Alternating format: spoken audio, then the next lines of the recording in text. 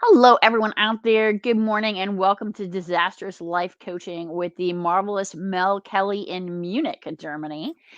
He's the author of these two fantastic books. It has led to this amazing broadcast. Welcome, Mel Kelly.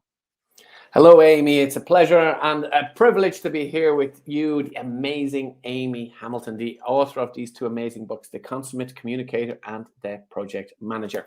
So looking forward to another amazing session today.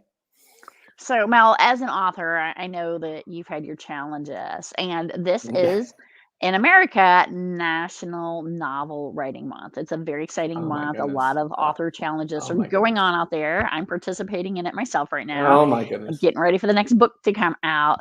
And I thought, Okay. who better to give a bad advice?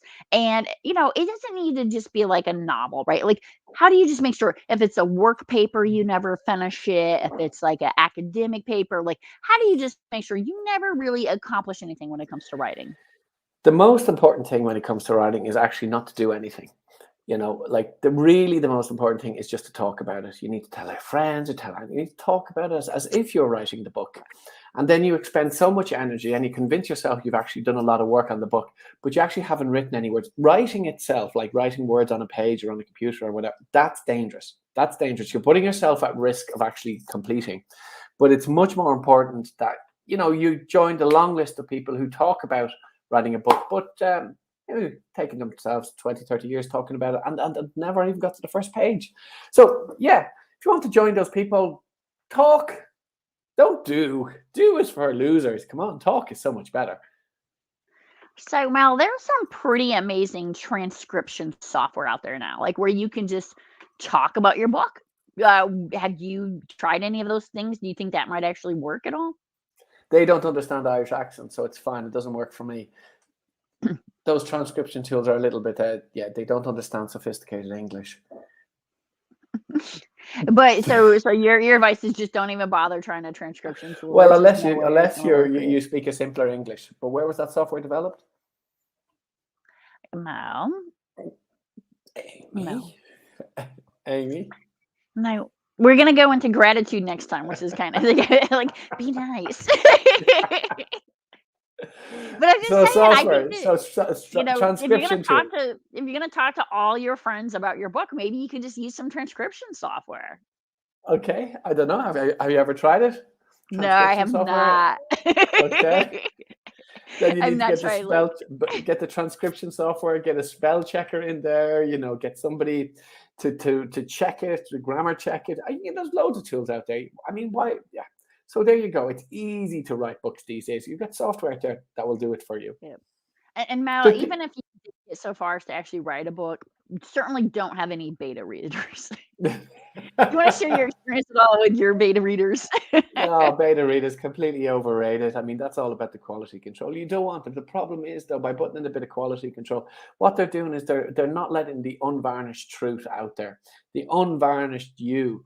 So any of this quality control, like a beta reader, an editor, or a copy editor, come on, you're hiding yourself, your true self from the world. And we all know it's all about showing your true self to the world, warts and all. That's what it's all about. So, Mal, you have a job, ostensibly so, and what are your thoughts on how not to accomplish any work products? Oh, well, it's the same thing as well. Just talk about it. I mean, if you want to get work done, try and delegate it to somebody else. That's perhaps a better approach. But this thing of doing the work yourself, come on. I mean, it's completely overrated. That's so 20th century. Come on. So, don't actually type anything. What if you don't have any subordinates or anybody to delegate it to? Oh, that's What's grand. some options? That's also very easy to deal with that because you'll always have a manager. So the important thing is to delegate it back to the manager. So that's the whole skill set in itself. You got to be able to delegate it back, but that they don't realize that you're delegating it back.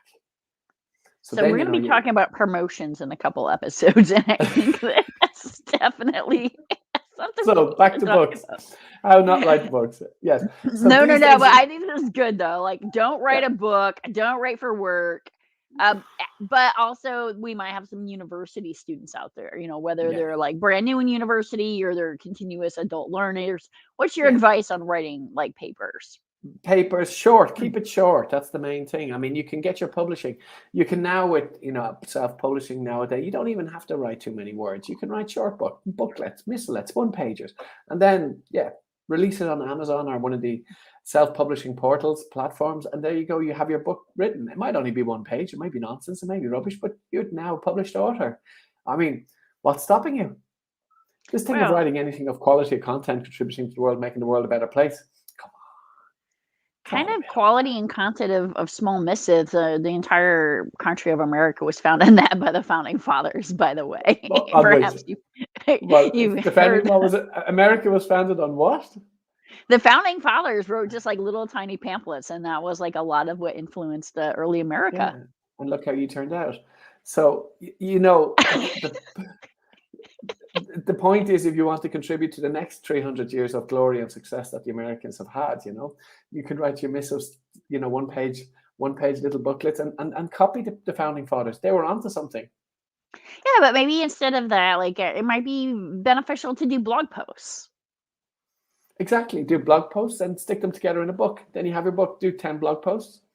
So you don't even need to write the blog post yourself. You can get some machine software out there to write it for you. Just type in a couple of keywords, it generates the text. There you go. Don't even have to check it. Do 10 of those, and then you have a book, 10 pages of a book. Where you go. You're the book author. Okay, Mal, thank you for this wonderful advice on how to not write your novel for National Yeah, Novel Writing Month. everyone is trying to be Stephen King and they're trying to be Dan Brown. I mean, come on, look, J.K. Rowling. They're like these people who write books that have sold millions with great stories. Come on, that's good. Look, the chances of reaching that level are about zero. So why bother fooling yourself? Why bother putting in the effort? Just take the easy path. So, Mal, we are looking for your next book, Disastrous Interview Tips to go with your disastrous life coaching advice. And next week, we are going to be talking about how not to give gratitude. Oh Gratitude with a yes, bad attitude. Thank you, exactly. Mel. Perfect. Thank you so much. It's been fantastic.